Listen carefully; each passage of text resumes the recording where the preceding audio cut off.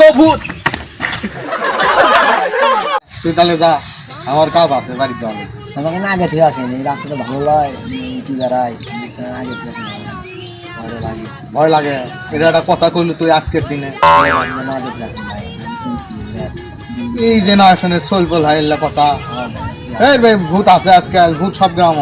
ও ভাই কি আপনি জানেন না তাহলে আমি জানি না আসলে চলে আমাকে না আগে থেকে এই বেটা সাহস কর, যা, কিছু হবে না, যা। না ভাই না আরে না না অফতে না ভাই বুঝেন না না না যাও যাবে। আগে থেকে আসেন আসেন ভাই অফতে না দিয়ে উদ্দীপন আগে থেকে আসেন ভাই আসেন আসেন আসেন যা।